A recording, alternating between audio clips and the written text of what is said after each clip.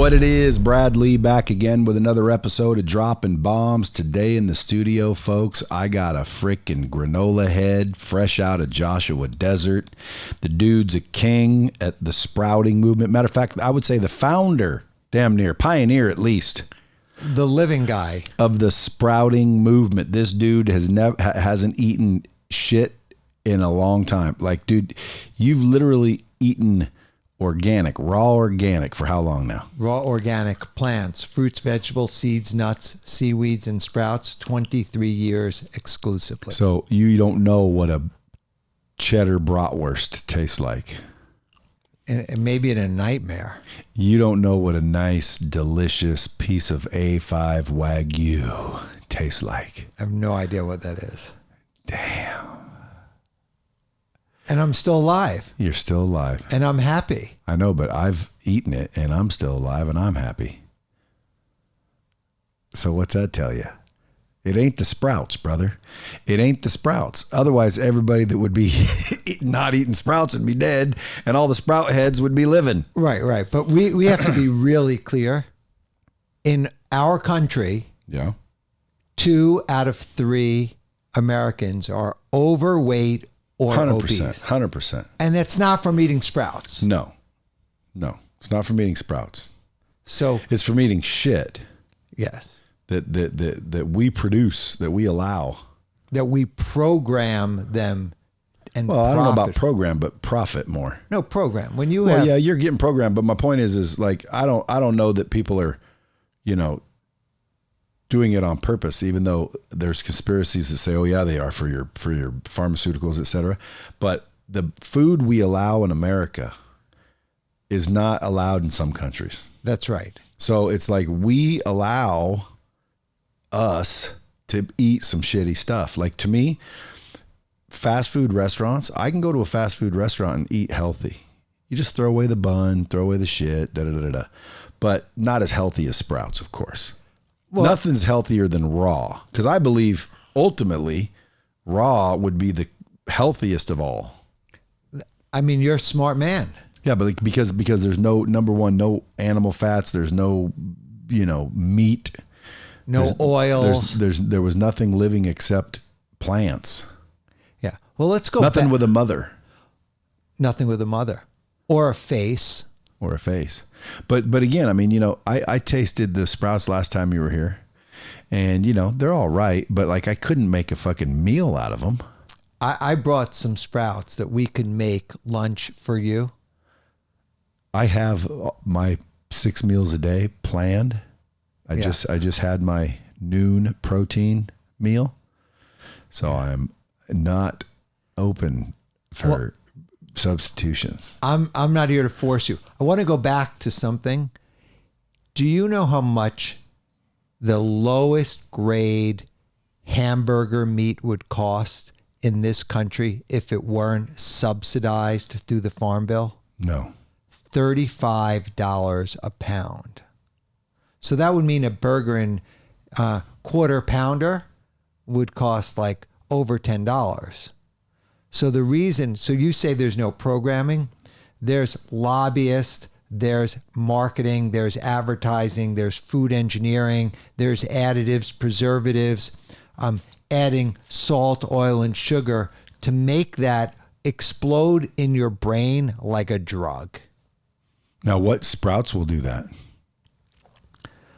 Sprouts are designed for pure nutrition. See, right now, Brad Lee is abundant. Brad can schedule his 6 meals. He could have them all orchestrated with the highest quality this and that on the hour, and you just get to eat it. If you lived in a tent near Joshua Tree and you had to grow your own food, Sprouts would look very appealing to you, because otherwise you would starve. No. Yeah. I'd leave the tent and find some food. No, but I would move away from Joshua Tree. Like, dude, this is what I don't understand about when they say, there's all these starving people. Why don't they just move? No. I mean, that's supposed to be funny. It's not funny. Yeah. I mean, I'm going to ask you a question. Well, if you're hungry, You go find some food. you could ask one of your fact checkers. Do you know how many people died in the Russian-Ukraine conflict to date? 2,980. No, get a fact checker on it. Under 100,000, right? We lost 10,000 people a day for the last 5 years of hunger and starvation Where? globally. I know, but why? Why? Because there's a asymmetry of wealth and nutrition. So what happens is for every calorie that's grown out of plants, 9 of those calories don't feed the hungry people. They feed cows. They feed chickens. And then, so there's like 90% waste of agriculture almost globally. So the reason why they're hungry is they don't have access to clean water, clean nutrition. Where are they living? Predominantly third world, Africa, India. And they're not able to plant food? They're without access to clean water. Well, why aren't you there helping them sprout? It's one of the goals. It's one of the goals. Right now, I'm here, connecting with you and the bomb squad to bring some awareness to the fact that everything that you put in your mouth is a choice. 100%. Right? And is a life or death decision for you, for the animal, or for some starving person in the third world. Explain. That if you choose to have a lighter footprint, you've heard the term lighter footprint? Sure. Right? So people are worried about taking a quick shower, right? You've heard that term, take a quick shower, don't be in there. The average shower head is using 2.5 gallons per minute. It takes how many gallons of water to prepare one hamburger? None? 1,500 gallons of water. To feed the cow?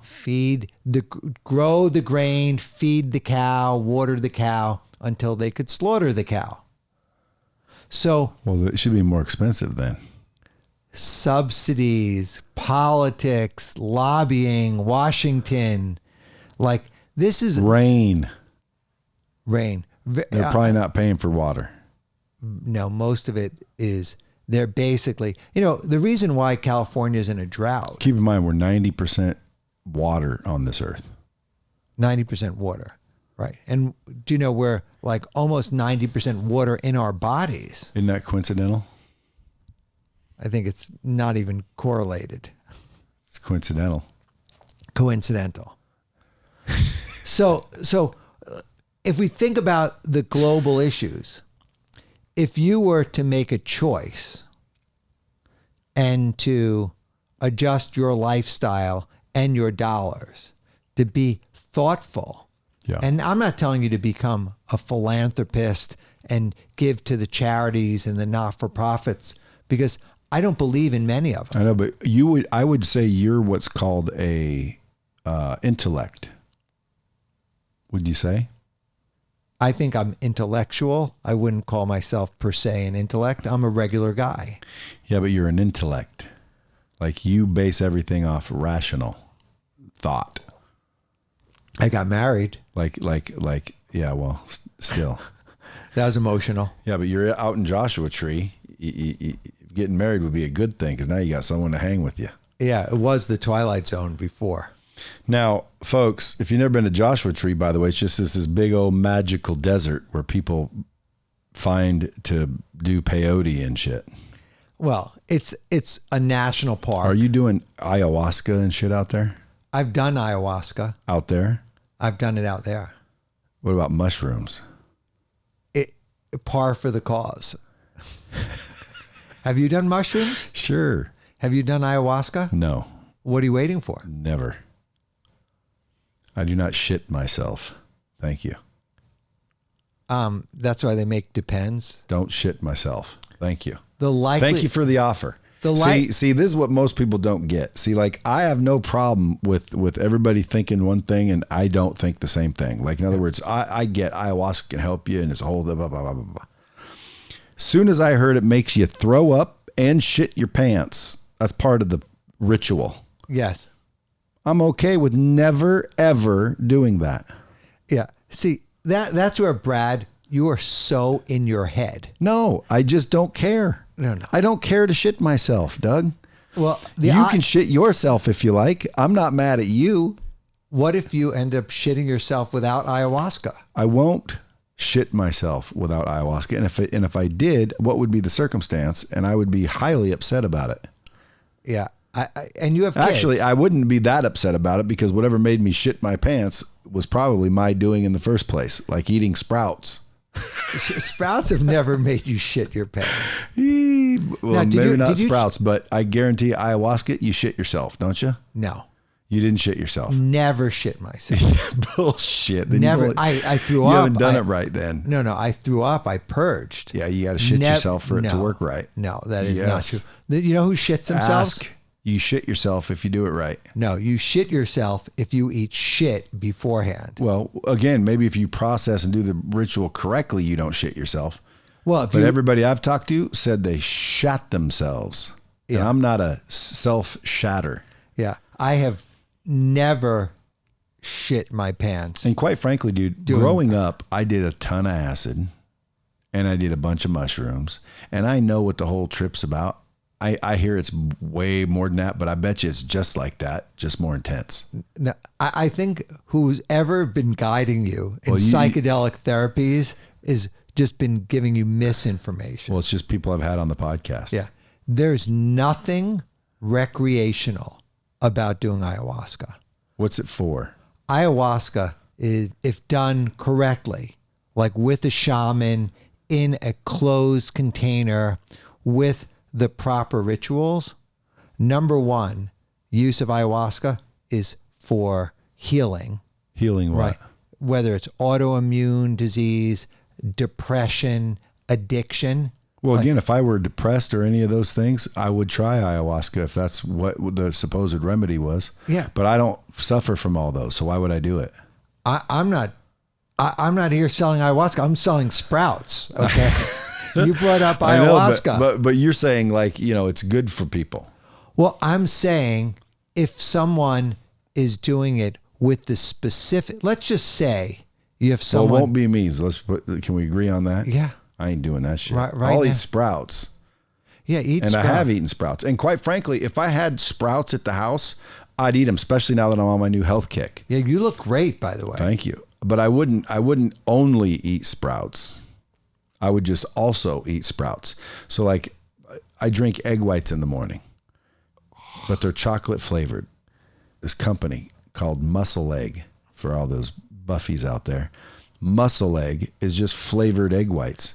So literally I can take a glass of egg whites, boom, and I'm done. It's so easy. Sprouts are very similar. You just freaking grab a handful. It's just they're harder to chew and swallow. You can blend them. Do you like the taste of them or no? You have to learn to like it. When you remove salt, oil, sugar from your diet, within 2 weeks, you get all new taste buds. And when you have those new taste buds, every single sprout is bursting with flavor. Is it delicious? I feel like I'm attracted to it. It's almost like, let's just go down the normal path. So what if you were hungry and there was the only thing that around was a fucking IHOP? Period. I would find water. No, there's no food, and you're not going to survive unless you eat at IHOP.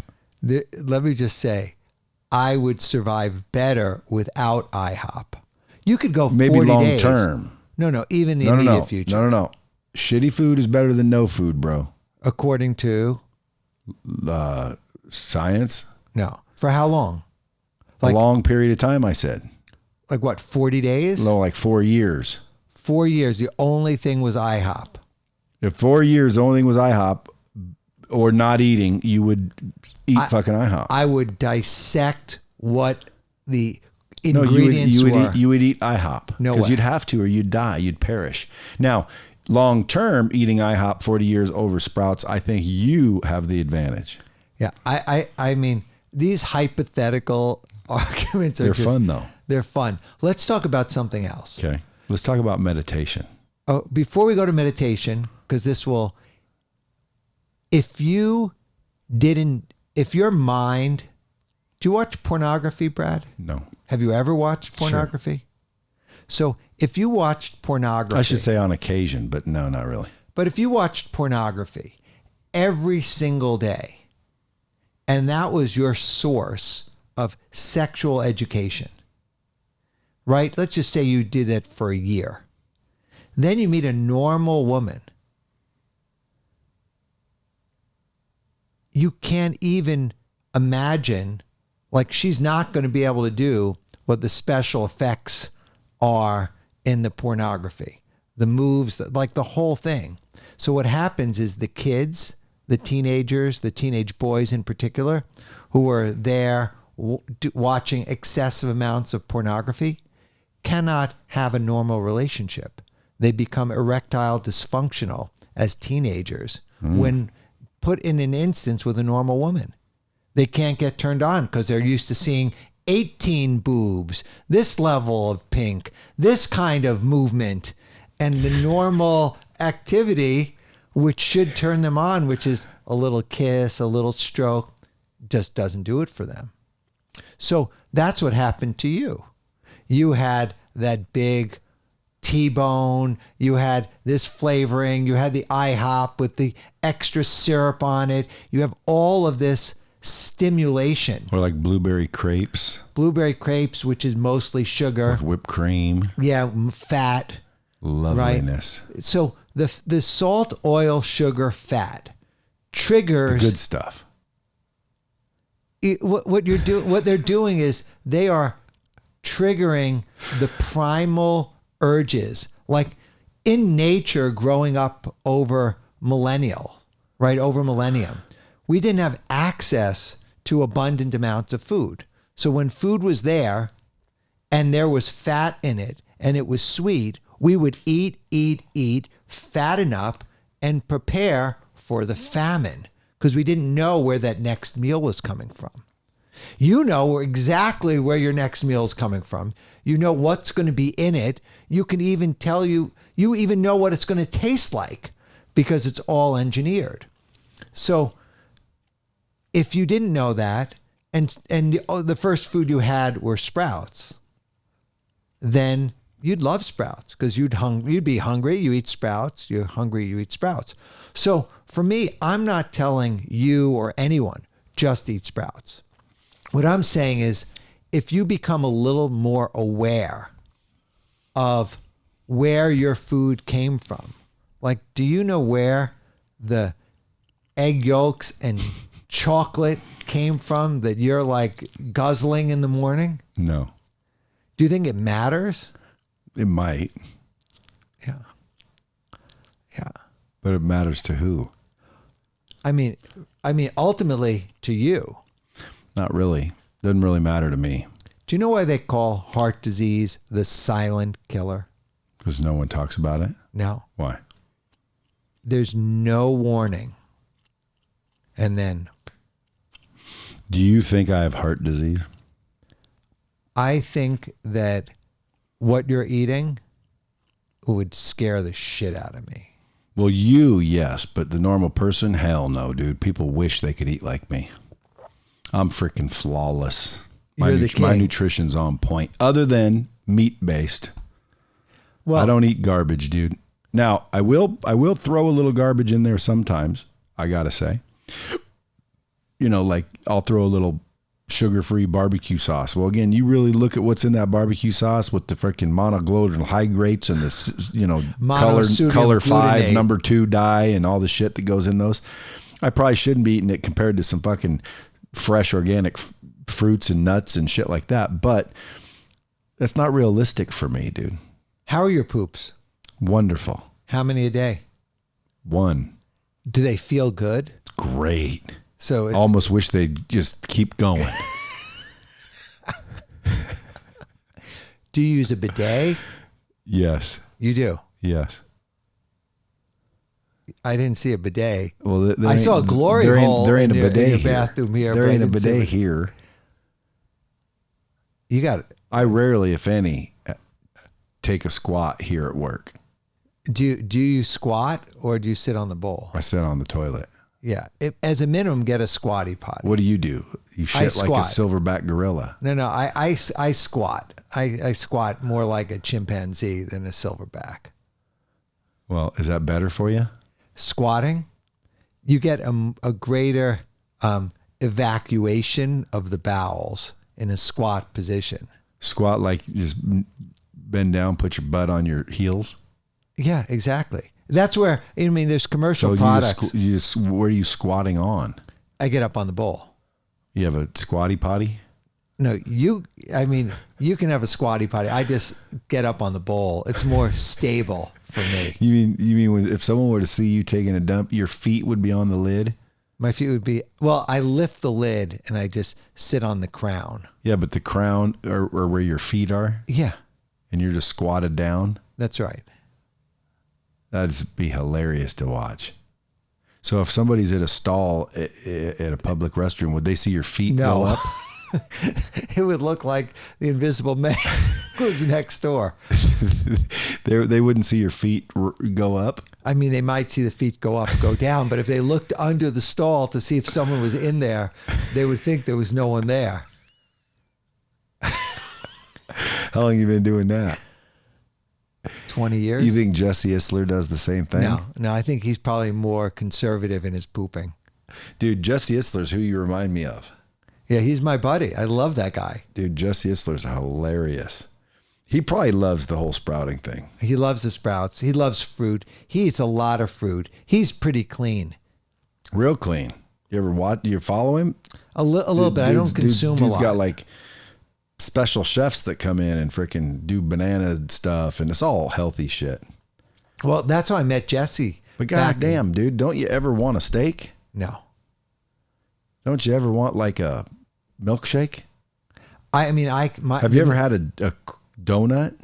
I've had donuts. The milkshakes we make are like exponentially better than the milkshakes that you experience.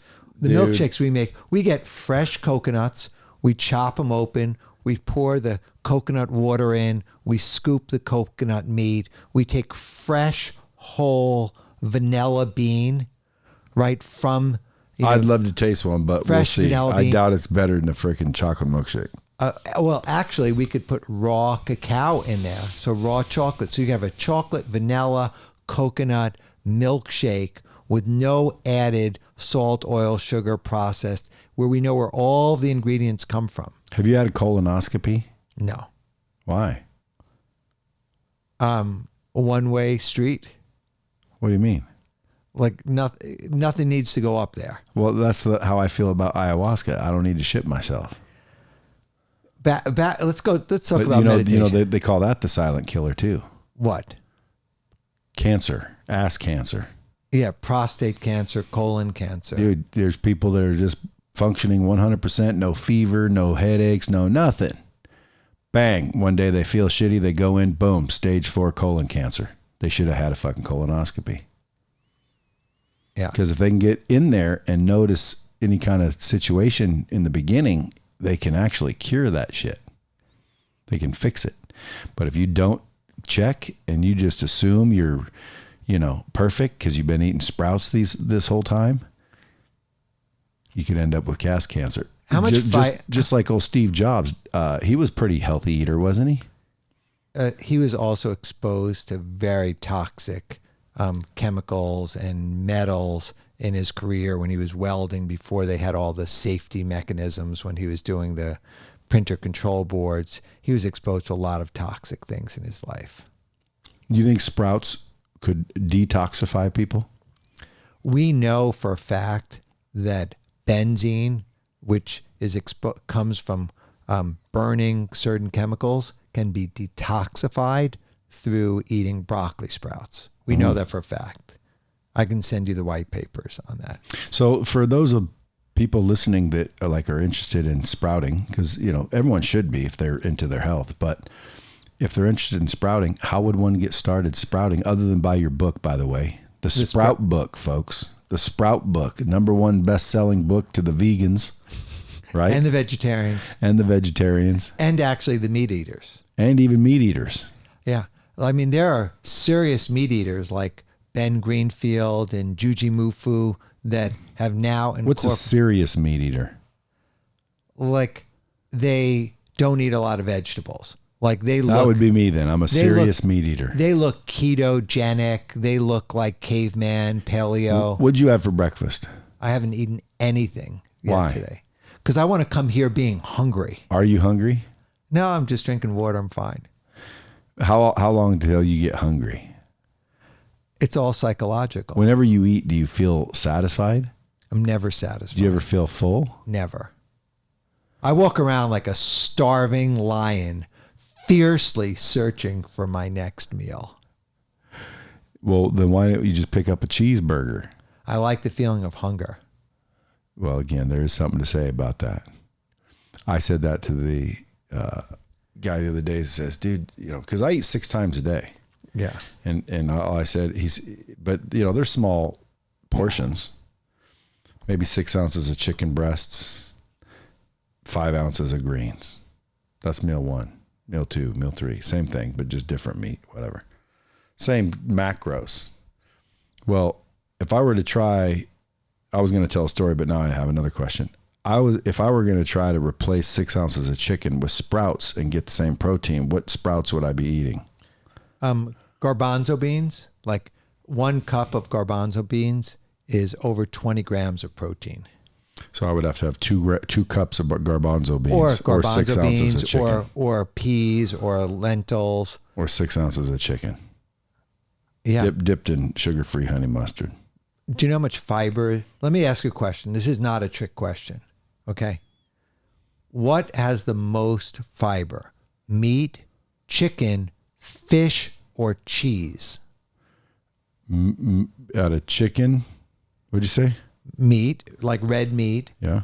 Chicken, fish, or cheese, dairy. Fiber? Fiber. Out of those, I would have to say cheese. No. What? Animal products have no fiber. That's what I said. I thought you said which one has the most fiber. Yeah, which has the most? And cheese. You said cheese. Cheese has no fiber. Do fish? No. Does meat? No. So none of them have fiber? No fiber. So which one has the most? They have none. It's all like, that's why it's not a trick question. That is a trick question. You could call it a trick. There had to be one that would be the most if it wasn't a trick. Okay, it was a trick question. Okay. So, do you know how important fiber is? How important is fiber? If you don't have it, I hear you got some issues. Yeah, 95% of America is fiber deficient. Where do you get the best fiber? Best fiber? Fruits. So you eat oranges, there's fiber in there? Yeah, oranges have fiber. What about watermelon? Watermelon has fiber. Dude, I eat a watermelon every day. That's good. Good man. How is that keto? Who said I'm on keto? Let's. I'm happy to have some watermelon with you. You have organic watermelon? No, I just have watermelon, but it's not here. Do you care whether it's organic or not? I personally don't, because half the ones that say organic aren't anyway. Where do you have that information? What do you mean? Like, why would you say that? Google it. How many people say organic shit's organic when it's not organic? So you're saying you go to Whole Foods. It has my wife has the groceries delivered from, I think, depending on what's being delivered, Whole Foods and or a grocery store. So you're telling me that certified organic watermelon from Whole Foods with the certified sticker on it and traceability, you're saying 50% of that is not organic? Yeah. I think you're spreading misinformation. Google it. What do you think Google? I read a whole article. Well, you're smarter than Google? I'm just saying my information is better than Google? Maybe a little bit deeper. What makes you think so, though? Google's got tons of information. Doesn't make it true, I agree. Yeah, Google has a lot of misinformation. Well, again, maybe untrue, but I'm just saying I read on Google an article that and I don't remember what percentage, but a lot of those companies that say organic this, organic that, organic syrup, organic eggs, organic chicken, when they go and look, it's not actually organic in the way you think organic. They're just saying it's organic, which again, truth in advertising violations. Have you ever saw the movie, I forget what it's called, but it's about, the Food Inc. slaughterhouses, and like it shows like you do not, maybe Food Inc. it was, or something about a spoon. I don't remember, but Forks over knives. Forks over knives. Yeah. See, Love that dude, movie. They said the same thing. They said just because it says organic doesn't mean it's organic. Yeah. I think that Organic to me means no pesticides, no nothing. The motherfucker grew all by itself. Yeah. A lot of the things that are in packages, you should be wary of. Produce that's coming from the farm, more likely to be straight organic. Unless they were sprayed.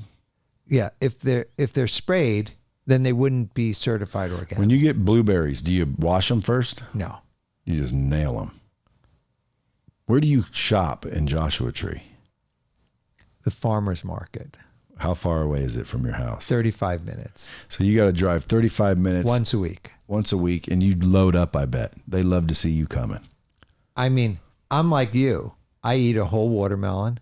I eat some berries. I eat the fruit that's in season. And then the vegetables are sprouts that we grow.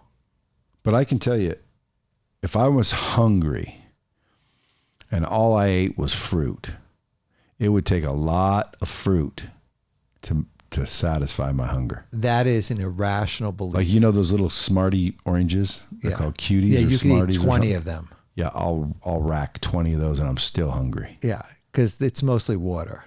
But so, how many damn oranges can you eat? I'm not telling you to eat oranges for your food source. What would you eat?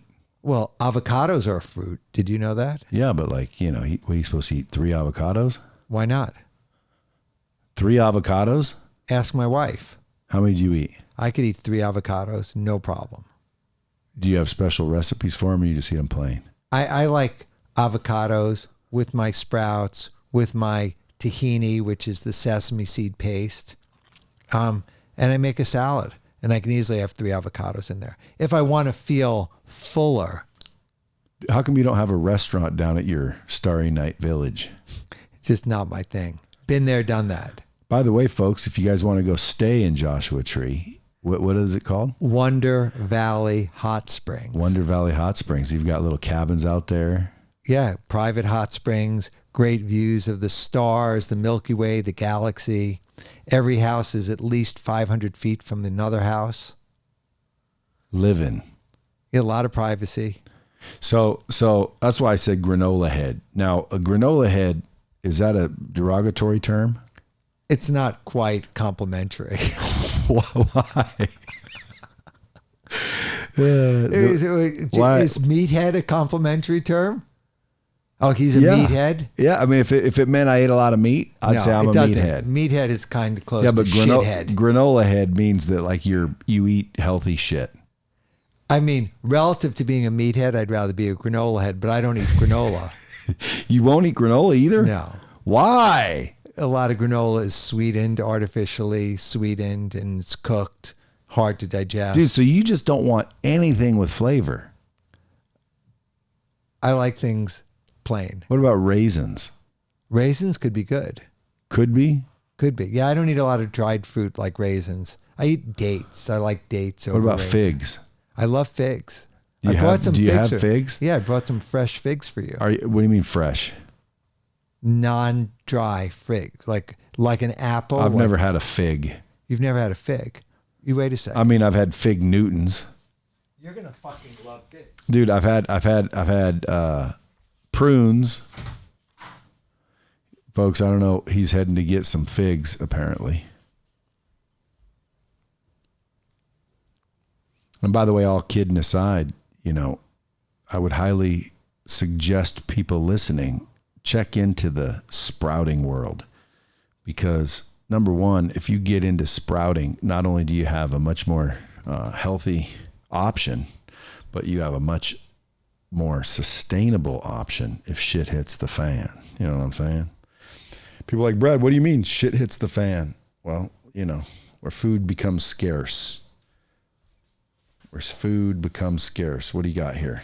Figs. Let's see. Okay. What do you want me to do? Bite the fucking fig.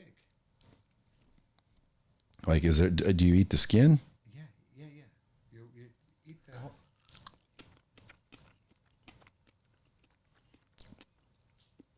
Yeah, it's pretty good. You want another one? Let me give you a good one. I mean, are they good? How do you know? Yeah, this is a good one. It's a feeling thing. This is an even better one. You could eat 2 at a time. No. That one's too squishy. All right. It tastes like A fig Newton. It tastes like a bland kiwi. They don't taste anything like fig Newtons. A lot of fiber in there. It tastes like a bland kiwi. You couldn't eat 20 of those. These? Yeah. Sure I could. Okay, good. So that's the thing. But I'd still be hungry. I guarantee Is that your lunch? that's my mid-afternoon snack.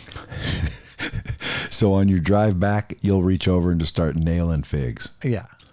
I mean, not too many to nail that'll go like that. I have a watermelon in the trunk, so I'm going to fillet that, and I'll eat that driving back.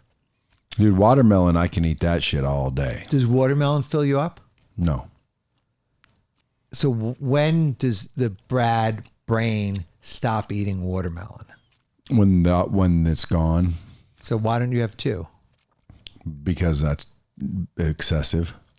According to, Me. and what is the basis of your... I just ate a whole watermelon. Well, what if it's a small watermelon? Well, I do get the small seedless ones, but still, once Yeah. it's gone, it's gone. And besides that, how many watermelons do you think I got at my house? 18? I mean... And I have eaten 2 in a row. And the reason I stopped is because we were out. But like last night, I carved a watermelon, where you like take the rind off and you just got a ball of watermelon. And I chopped it up and I said, I'm going to eat half of this. And I put the other half away. And by the time I was done with the first half, I went and snatched the second half. Good job.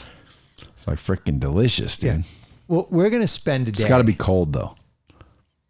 Maybe. It's better cold Maybe. for me. When it's cold, you don't really get to taste all the flavors. Now, people are probably thinking, dude, what the fuck is this episode about? Well, here, let me tell you.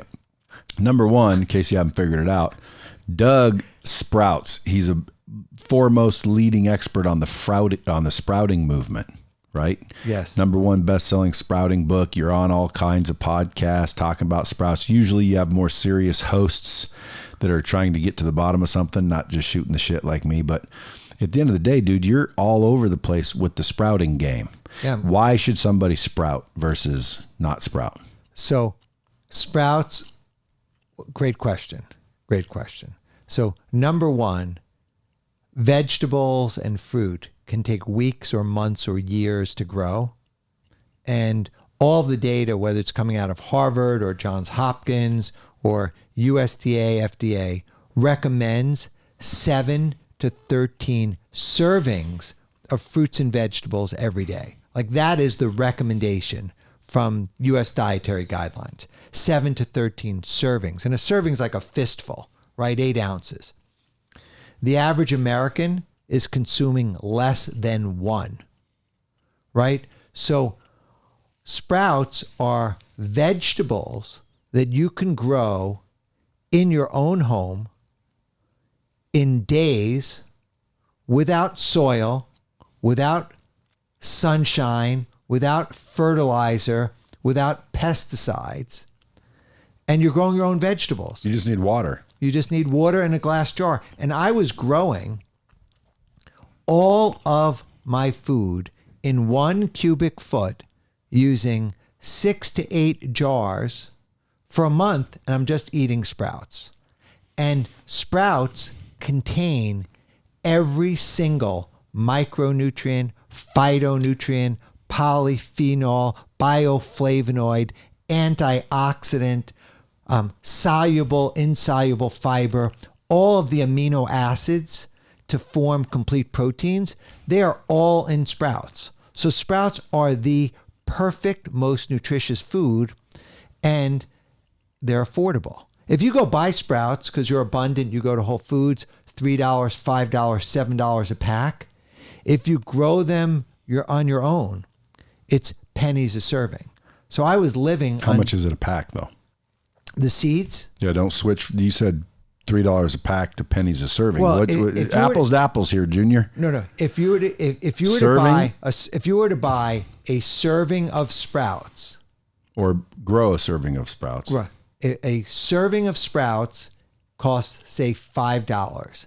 A serving of seeds that will grow into that serving of sprouts, 30 cents. Okay. So 30 cents worth of seeds will grow more than $5 worth of vegetables in days. Well, it grows the sprouts, doesn't grow the vegetable. Sprouts are vegetables. I know, but a broccoli sprout is not broccoli. It's a baby broccoli. I know, but it's not broccoli. It's better than broccoli. I'm not debating that. I'm just saying it's not broccoli. It's a broccoli sprout. No, is your kid a human being or It's just not a kid? the same thing. What's the difference? Well, the difference is one is a broccoli sprout. Right. One is a fully developed broccoli. Yeah. What's the difference? One's a sprout. What's in between your now 5-year-old little girl and you? 5-year-old girl. Well, right now nothing. But let's say embryonic. Then you think an embryo is a human? We're talking about a seed. A broccoli seed is different than garden stage broccoli. Yes. Right. That seed has. We'll turn into that. I get it. Yeah, that seed has enzyme inhibitors on it. It has trypsins. And when you soak that seed, it germinates and it goes through a transformation like a caterpillar into a butterfly.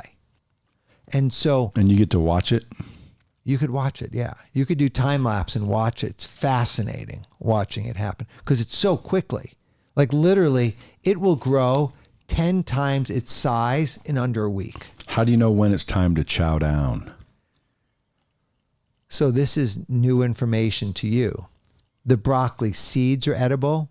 The broccoli sprouts are edible on any day from day 1 through day 7.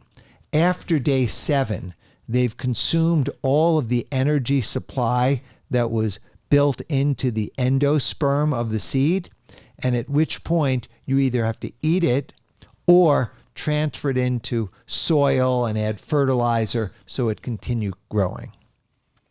So you're going to eat endosperm. Yeah. I mean, That'll be a reason a lot of people don't do it just based on that. Well, the endosperm is the precursor to that. No, I get it. Now, where I was driving at for the viewing listeners of how healthy sprouting is for you, yeah. How much energy you'll regain, how you'll cut the risk of cancer and problems, and because I'm sure that's the truth. Yeah. So what is that like? What is the benefit of eating sprouts? So number one, sprouts are vegetables, and we can debate whether they're the same. Yeah, they're vegetables. You're just busting my balls. Yeah. I got it. They're vegetables. Number two, sprouts are vitamins and minerals. We covered that. Sure. Or they contain them. They contain them. Well, they are them. Okay. And number three, sprouts are medicine. There are more than 2,000 published white papers on the medicinal properties of sprouts for their anti-cancer properties, for treating autism, that there's a compound, glucoraphanin, that's in the broccoli sprouts that is the precursor to sulforaphane. And then when you give someone who has autism the broccoli sprouts, it creates heat shock proteins, which lessen the symptoms of someone who has autism. I mean, it's amazing. They can detoxify benzene from the lungs. Sprouts are the number one food for regulating insulin levels for people with type 2 diabetes because they are high fiber, high micronutrient, low fat. So they're perfect for regulating insulin levels and for weight loss. Like if someone was hungry, they would eat sprouts, eat sprouts until they were no longer hungry, right? You cannot overeat sprouts. You can overeat watermelon. You can overeat steak. You can overeat French fries and potato chips. Why can you not overeat sprouts? They are so nutritious and there's no added food engineering to them that when the body is done, it actually will say, okay, Brad, chill out on the sprouts. You're done. You don't need them anymore. When you have things that are engineered for overeating, like it's even in the advertisement, Lay's potato chips, you can't eat just one because they've engineered the oil and the salt and the potato so that it is highly addictive. Sprouts are not highly addictive. They're just highly nutritious. Mm. What do you think of that? I think it makes sense. It's just, again, to sacrifice all the flavor and goodness of regular food. So we're going to go into our meditation now. All right. You ready to meditate? Well, again, I don't know. Okay. I have to hear about it. I'm going to use a timer. We're going to set a few minutes here. So we're going to do. Well, we can't do that. We can't stay silent for 3 minutes, dude. Okay, People will jump off the show. leave. Okay. So why don't we do this? Why don't you explain to people how to meditate so someone that's interested will try it? Okay.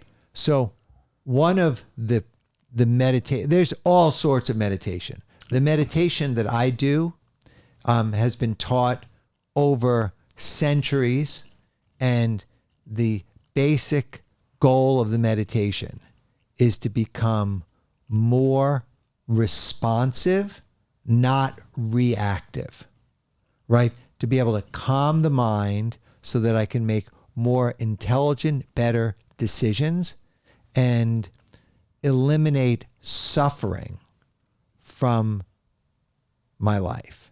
So if you think about this, pain is inevitable. Do you know anyone that's died? Yeah. Have you ever suffered a loss, parent, friend, neighbor? Did that create misery for you? No. Were you depressed? No. Were you upset? No.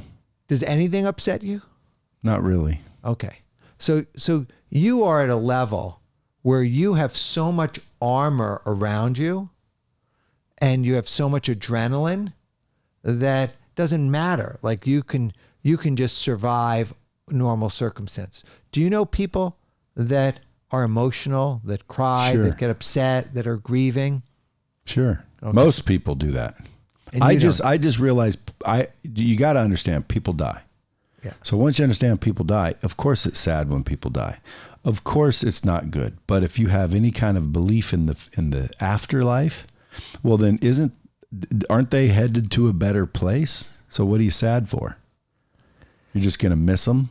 So when I hear of people and see people that I know die, I'm almost like happy for them because they get to go there first. And I know I'll see them soon. At least we hope. Is that what you believe? You really believe you're going to go to another place and you're going to see these people? I believe that our energy cannot be terminated. I think we have energy, and that energy will continue. Do you think there's other energetic beings in this room with us right now? I don't know. I'm seeking. I think you are energy, though. We all are energy. And again, if we want to get deep about it, like, is there space between us? Yeah. There isn't. There is zero space between anything. Like I am connected to this water in that phone. Well, wait a minute. There's space. No. What is oxygen touching this? Is oxygen touching me? Well, then aren't we just in this room filled with oxygen and whatever else is in here, and we're just part of it because it's all part of us? Because it is, number one. Number two, there is no space between us because between me and you, there is air, there is oxygen, there is whatever's, air. So right now, imagine air being a thing. You're in air. I'm in air. The air's touching both of us. If you looked at that ball of air with people in it, you'd be like, that's all one solid piece. Yeah, that's what the astronauts said when they looked at the Earth from space. It just looked like one big blue marble, and they couldn't see any borders, any division. Everything was just one body, and they could discern between the land and the water mass. But otherwise, it was just one big blue marble. So, do you believe in destiny, or do you believe in free will?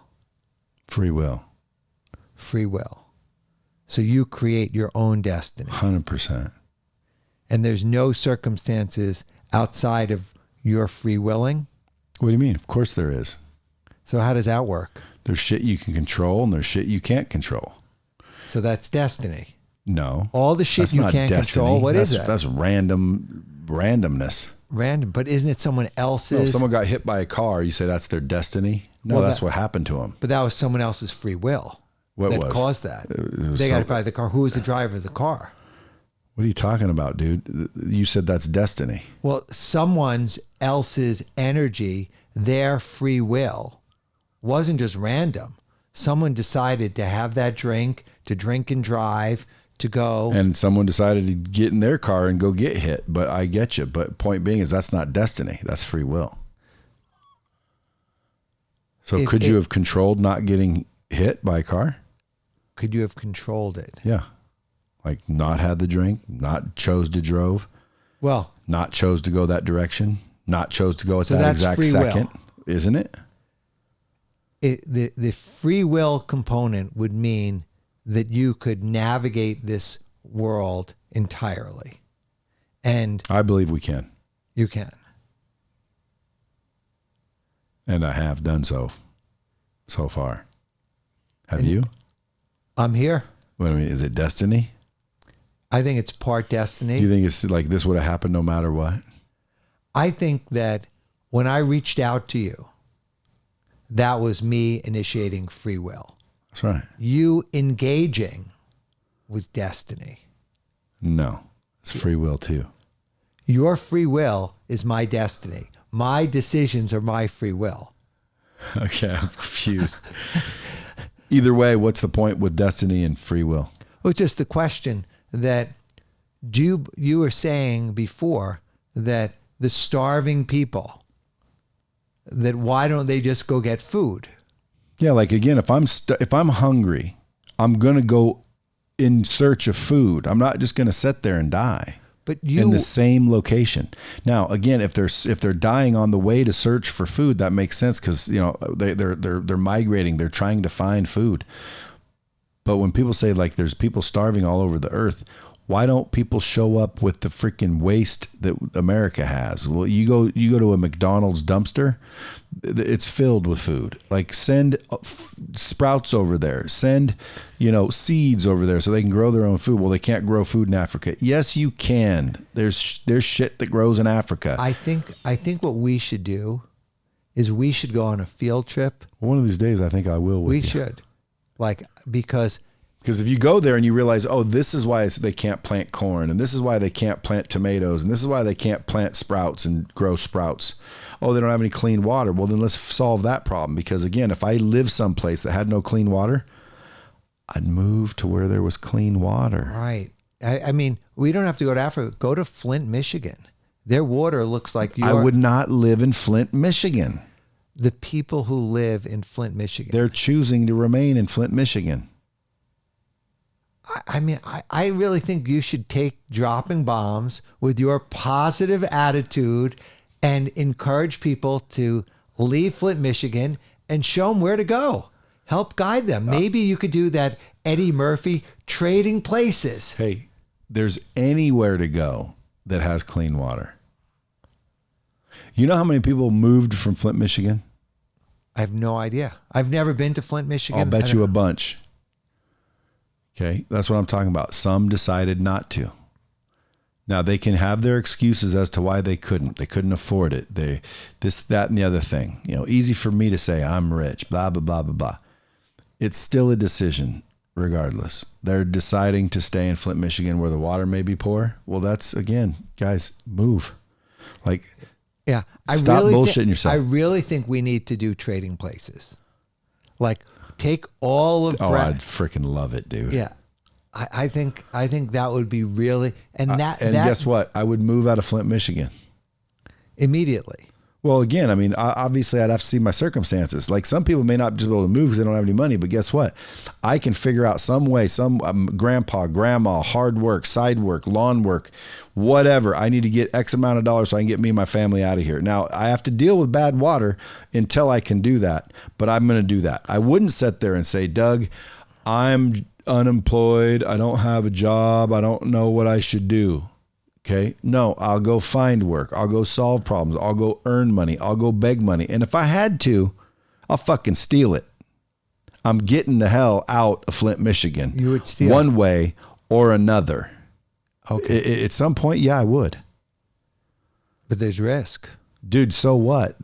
I'm not hanging around no water and no food. That's my point. My point is everything in my mind, everything that happens to us, in most cases, is because of the choices we made. Someone says, well, no, this baby wasn't born with a choice to be starving in Africa. I understand that. Baby obviously isn't born with, or doesn't have a choice where they're born. But I'm talking about the ones that are older now, and they realize there's not a lot of clean water. You know, we have to, wash our clothes in the river, and the river's dirty now. And like, it's just poverty. Big poverty, right? Either we go in and help them, right, and clean up their water and show them how to plant and show them how to grow and let them stay there, or we move them to places where there are water. There is water. But you know what happens?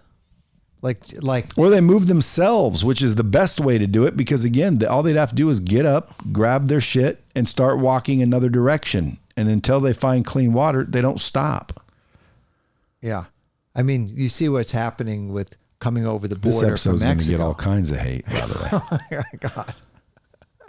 I mean, okay, let's go back to nutrition. Well, how about meditation? Meditation. Yeah, because again, I have thought about meditating. Everyone that I know that meditates says that it's freaking unbelievable, but I've never really meditated. Now, I have turned on the little Mind app or whatever it's called. I forget what it's called, but and listen to the binaural beats and just feel like I'm floating in clouds. And I've gotten to a place very quickly where I'm just floating in clouds.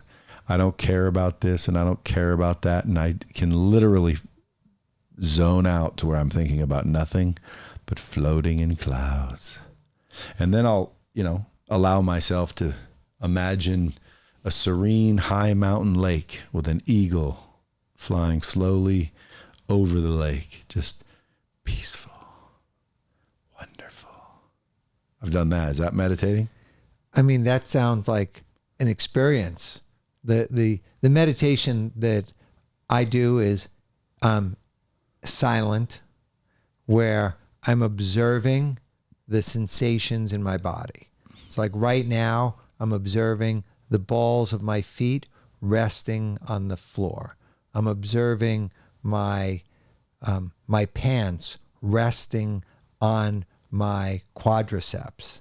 I'm observing my tension in my back as I'm sitting up, as opposed to slouching in the comfortable slouch position. So I'm observing tension and effort in my back. And now as I'm observing, like I have an itch on the top of my head, like I really want to scratch. I feel my glasses wanting to slide down my nose. Is that being observant or meditating? No. That's what I'm doing, is I'm becoming present to this human form, right? I'm being in my body. Many people are in their head.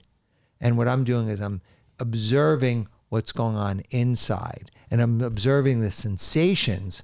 And part of them, I mentioned I really want to scratch my head, but I'm observing it. I'm not reacting to that.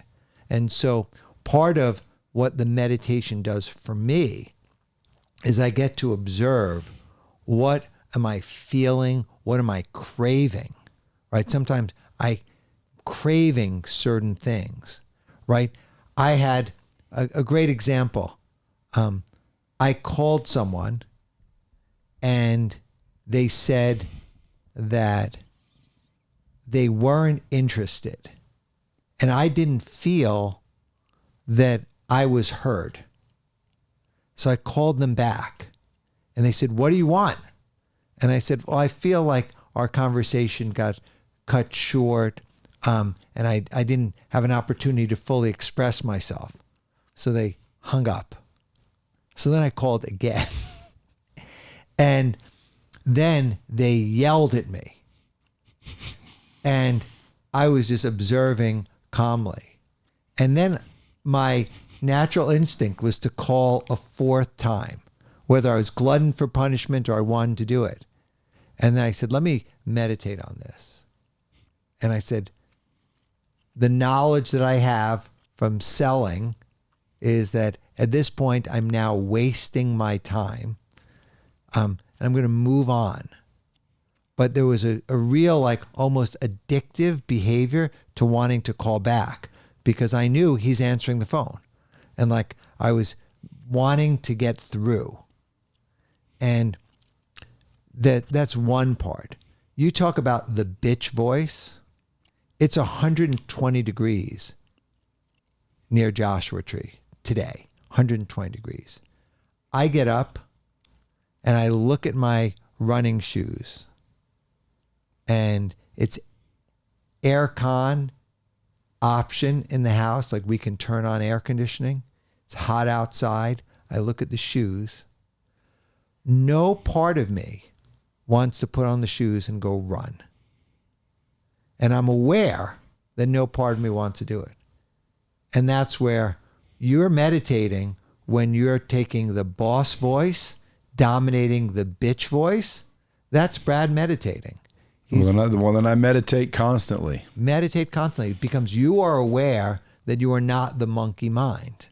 So meditation allows you to observe the monkey mind and not let that collective mind of bullshit interfere with you executing on your goals. So meditation would help people that are eating junk food, addicted to junk food, if they became aware and they go, is eating this pint of ice cream going to serve me or not?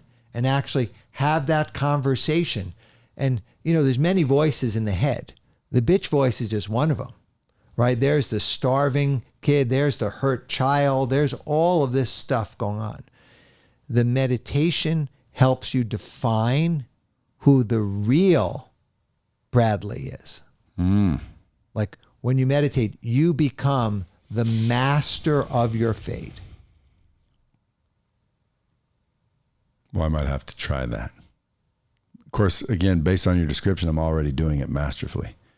Well, I think you are where you are because of personal mastery. If you dig in deeper, you potentially could achieve more. Oh, for sure. Right. 1,000%. No arguing there. Like, what's holding you back? From what? Like, where else could you be? Like Everywhere. when you're saying 1,000%, you're agreeing with me. Let's be really open and honest here. Where else could you be? What's holding you back? I would have to go back in the past. Nothing's holding me back. I would have to go back in the past and change things that I did and decided in order to accelerate what happened. Otherwise, all I can do is live with what happened. It's already happened and why I'm here where I'm at, which, by the way, is not a bad place to be. However, I know I had more in me than I gave. I was smarter than I acted. I could have done many smarter moves, which would have put me way ahead of where I'm at right now financially. But again, that's the past. I can't change that. So what do? I don't focus on it. I focus on the now. And now, is anything holding you back now? No. So where will Bradley be in 5 years? Probably retired. How old are you now? 56? 3. 53. Young man. So 5 years, 58 when you'll be retired. Or before, yeah. What are you going to do as retired? Just invest and help people get theirs. That's good. Maybe do some movie making or something. That's not retired. Making movies are hard. Nah, not for the money guy. Money guy just writes a check. So back to the meals. Last time we spoke, you asked me about broccoli sprouts, and you said if they're that freaking good, you should eat some. How many servings have you had in the last 2 years? None. So how we get you in integrity? How do we get you in integrity where you're at least eating a serving of broccoli sprouts every day? I would have to have them. Okay. Does that mean we need to show your wife how to make it? Your daughter, how's your vegan daughter? How old is she now? 36, 37. She's still vegan? Mm-hmm. Why did she become vegan? She loves animals. Do you love animals? Sure. I'm not saying loving to eat them, but do you love them? Yeah. But you're able to distinguish between loving them and eating them. Clearly. If I thought going vegan would stop all animal cruelty in the world, I would go vegan. Because I don't want animals being mistreated. I don't want animals being slaughtered and killed and scared and shot in the head and maimed and clubbed and all the shit that happens, ground up. I don't want that. But I also realize I'm not the one doing it personally. And me buying a pack of hamburgers at the store is not going to make a difference. So again, if everyone said, hey, we're all going to stop, so they stop slaughtering animals, I don't think they'd still stop. In other words, and everyone's going to say, hey, everyone thought that way. Exactly. That's my point, folks. I'm a realist. Okay. I don't fuck around with stupidity. If there's a game that you cannot win, I don't play.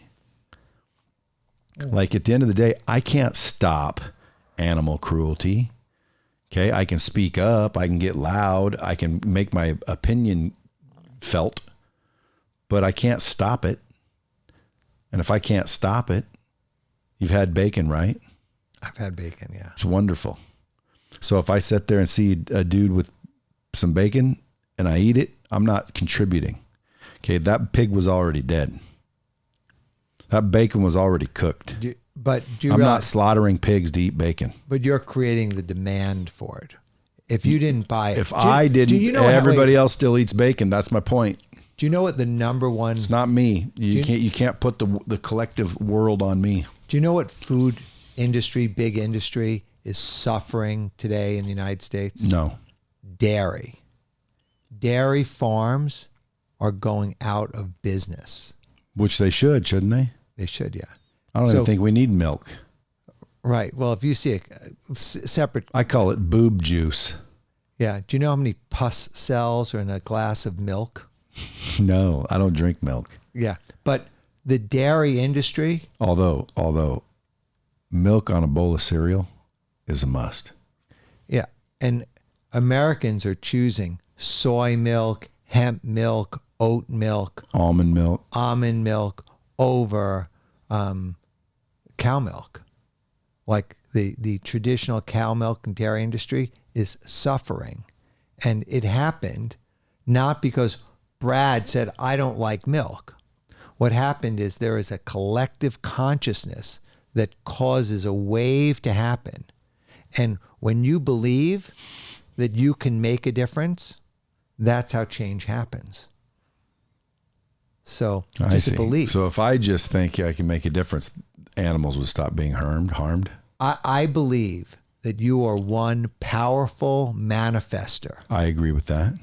And that you influence people. I have to tell you, every serving of the hemp milk, the soy milk, the almond milk displaces cow milk.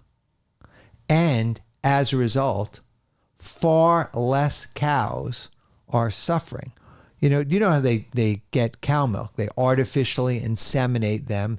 They keep them in the stall and they pump them with heavy machinery until they no longer can produce any milk. So they're living an entirely their almost entire life is pregnant so that they could be generating milk the entire time. So what's happening is all of the people who said, I'm going to choose a plant-based alternative over the cow dairy, made a difference. So you're not going to end animal suffering overnight, but when you buy something, I used to think when I first became vegan, I could buy used leather jackets and used wool and used clothes. That's kind of where I was going with the bacon. Like, I'm just eating it after it's cooked. But then I realized that by me buying the used stuff, I was creating an aftermarket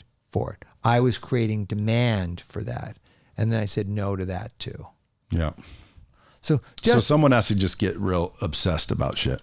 Someone has to tune in. It's a collective thing. I think most people are unaware of the atrocities and the cognitive dissonance, the ability to separate.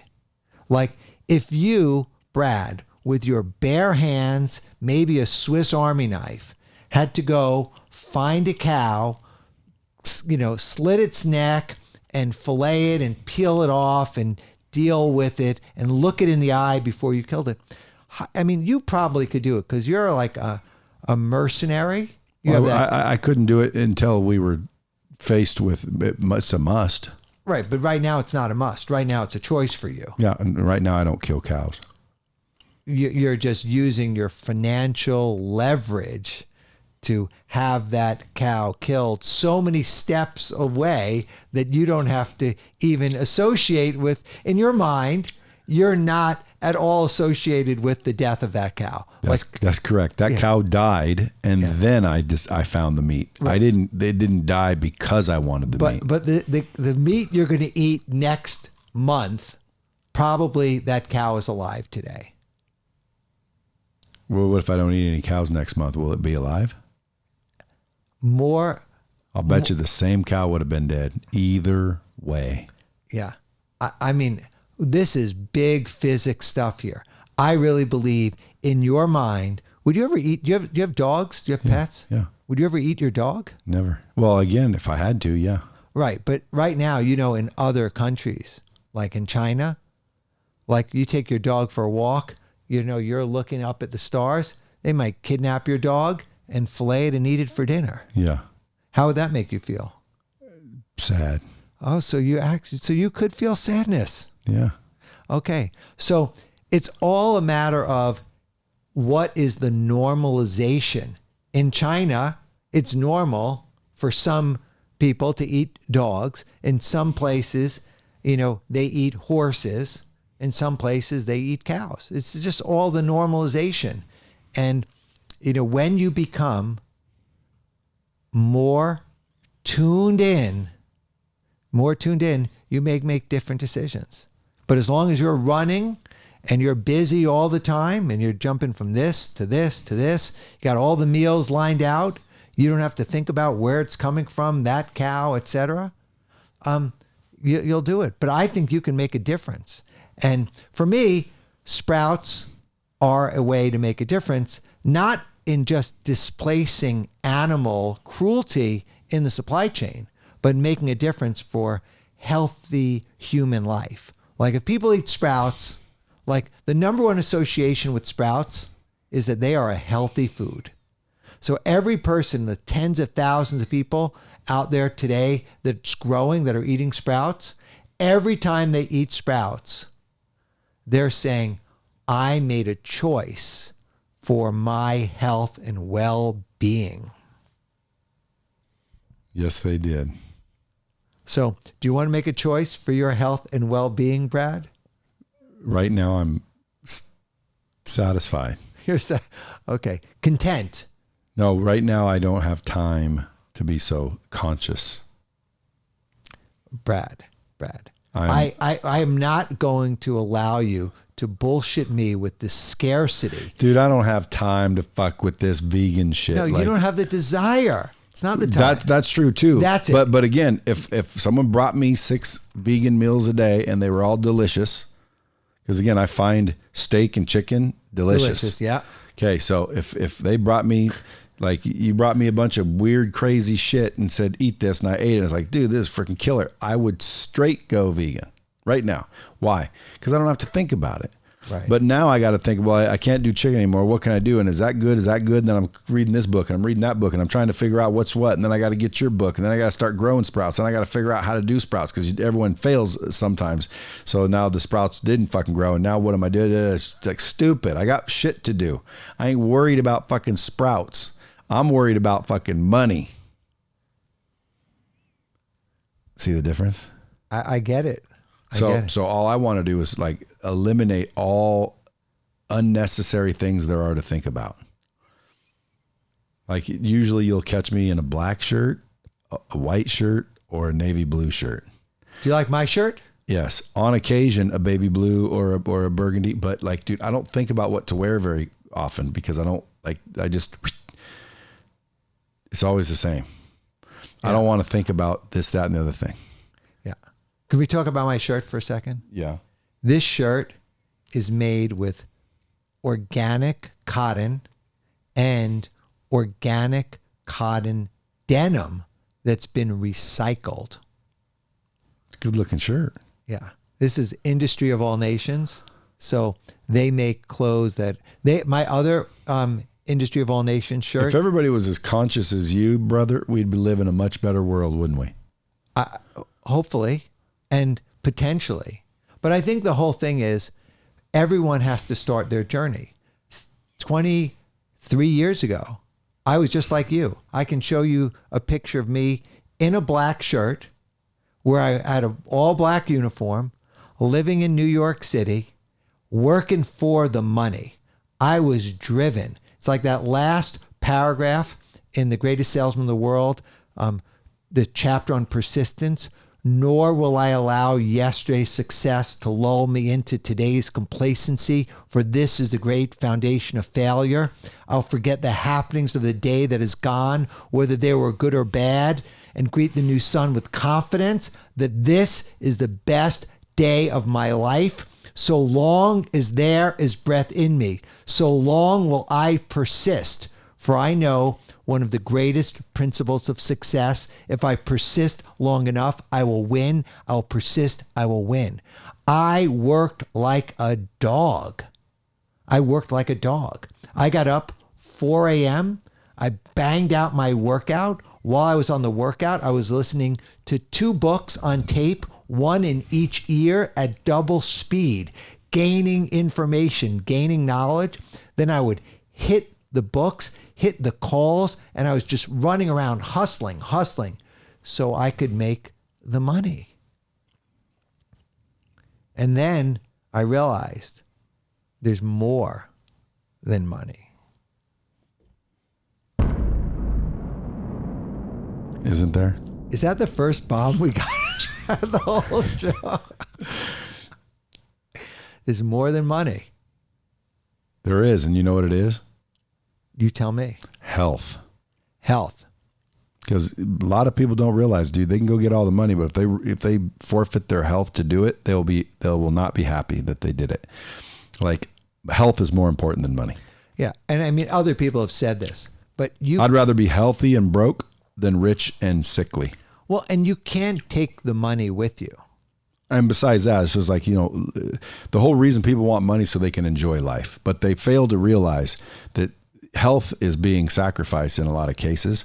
And then they get the money and then they don't have the right health and vibrance to go out and enjoy it. So then they end up dying rich and sickly and their life was shit. Where someone like you that said, fuck all this, I'll go live in the desert and eat fucking sprouts and walk around barefoot and grow extra long hair on my balls, which I'm sure you do. Yeah, I don't manicure. I don't manicure my balls. Hey, dude, I just picture like anybody that I call them tree huggers or granola heads. Like, they don't shave. Why? Because there's, why? And so you just picture these big bearded, hairy bastards. That's not you though, because you obviously shave this. Occasionally, I'm not very hairy. Well, that was just my attempt to be funny. But anyway, the truth is though, what was I saying? we were talking about money, making money. Oh yeah, the truth is money is not going to solve all your health problems, but it definitely can help. So the key is to find a good balance. Sounds like you were tired of slaving your ass off, busting your balls all day long. And then you realize that there's more to life than just the money and working like that. So you decided to do a different route, and it worked out for you. But dude, right now, I would not live in Joshua Tree and eat figs and enjoy. Why? Nothing shook me up. Something must have shaken you up. Yeah. What shook you up? I was doing the asshole triangle, New York, LA, San Francisco, working, hustling. And then I surrounded myself with some really good people and some other than good people. And I watched the business go to $10 million value, $100 million value, $500 million value to zero. And 5 years went by on this journey. And I looked, what I loved about the journey was I loved the learning. I loved the people that I met. I loved the culture. I loved building. Were you eating sprouts? I was eating some sprouts along the way, but I was just eating my normal diet. Food was fuel to me, but I was just working in food tech, engineering, hardware, software, biodegradable packaging. I was doing all of that.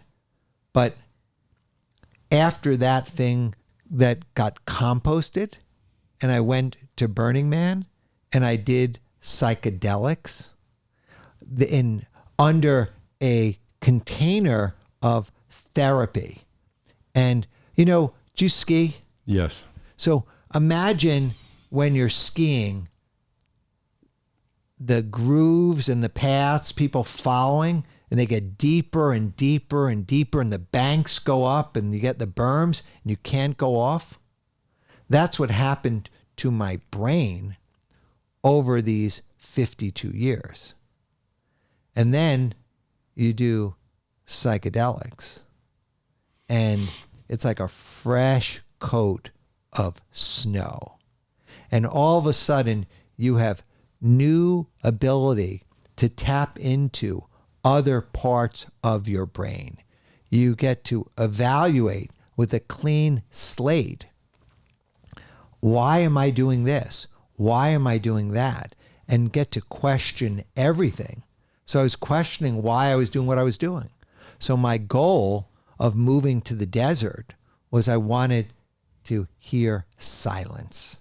I wanted to be in nature. I wanted to breathe fresh air. I wanted to watch the sunset. I didn't want to be addicted to the phone, to the message, the iMessage.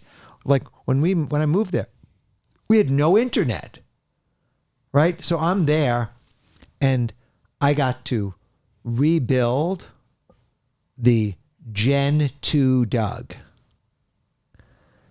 with new ideas, new thoughts. And I stumbled upon sprouts. And then I realized that I could make a difference in millions, if not billions of people's lives by sharing the information that I learned about sprouting through my own experience, that sprouts were nutritious. They were delicious if you didn't poison them, with poison your taste buds with other things.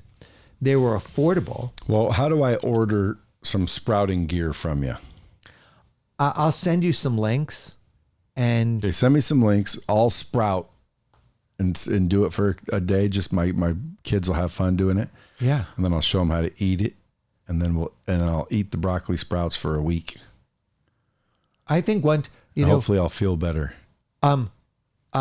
Your new guest, and I don't know when he's coming on, but when Mike Posner comes on, the singer-songwriter, he eats a full jar of broccoli sprouts every day because he did the research. Is he a healthy son of a gun? He's healthy. He does the ice baths. He summited Mount Everest. He walked across the country.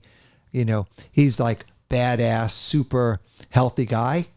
But here's a guy with all the money in the world, all the talent in the world, and he's spending his time teaching people breath work. So he became a certified Wim Hof breath instructor and ice bath to teach people how they can change their lives. Because there's different ways to be able to get adrenaline going, different ways to, as you know, you've heard the term, and I've heard you talk about endorphins. So the more you're exercising, the more you're choosing the right decisions, the better. One of the other things on the meditation, most people go through life beating themselves up, right? They look in the mirror, they hate themselves. If you were to meditate, and one of the meditative exercises you could do is make a list of all the good things you did in the day. I brushed my teeth. I got up early. I showed up early to work. I opened the door for this person. I made my 25 phone calls. I wrote in my journal. I closed this sale. And they just made a list of all of their successes every day. In the course of a year, they'd have 15,000, 20,000, 30,000 documented successes. Instead, all they do is they focus on the negative. And so if you focus on the success, it's very uplifting. And for me, making the calls, getting in the car, driving, like my world, I hear so many no's. Like I FaceTimed the host of Fox News, Good Day New York. I met her 15 years ago. I had her phone number in my iPhone. I called her up and I gave her the Sprout pitch 6 different times. Know what's happening on September 8th? You're getting on there. Going on 5 minutes. Good Day New York. Huge audience to talk about sprouts in the studio. There you go. See?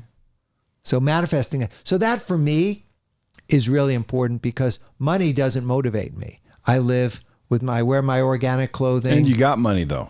You're not broke. Of course not. Yeah. So it's easy to say when you got it. Yeah. But I made a decision that I don't need billions. Yeah. Right. I have enough money to be happy. You're choosing different kind of happiness. Yeah. I mean, do you know how fun it was to come here? Like I was listening to Brad Lee, Dropping Bomb podcast the entire trip. When I got here, I was like, oh my God, I got to get out of the car. I got to stop listening to Brad. I had like a whole Brad day. And you share so much knowledge. You're so funny. And like this is, to me, this is a home run. This is a victory. Second appearance on the Brad Lee Dropping Bombs podcast. That's right. And just sharing different information. And both times, I'm sure there's people right now saying, you know what? I need to start sprouting. You know what? That made a lot of sense to me. There's all kinds of people listening. Some are thinking, dude, I ain't sprouting no matter what. Then there's people saying, dude, I'm going to sprout. So what you just keep doing is talking about sprouts, sharing what you know, sharing what you've learned, and the ones that need it will pick it up. That's the way I look at it. Yeah. So I'm just getting the knowledge from the people who have it to the people who need it. And I'm usually receiving a lot of it. You see what I'm saying? I'm always listening. Again, little inconvenient sprouting, but I'll order some. Are you aware that you're a genius, Brad? No. Yeah. What makes you think that? Well, here's what I believe. This is a quote from Walter Russell that said, I believe sincerely that every person has consummate genius within them. Some appear to have it more than others, and it's the awareness or unawareness of that genius is what makes one into a master or holds them down to mediocrity. Therefore, mediocrity is self-inflicted and genius is self-bestowed.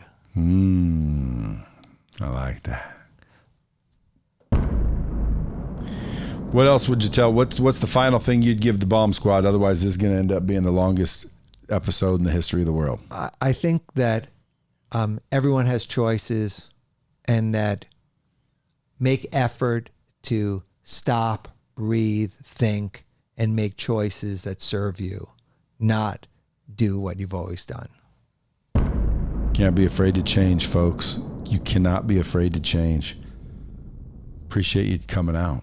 You're always welcome back, just to shoot the shit.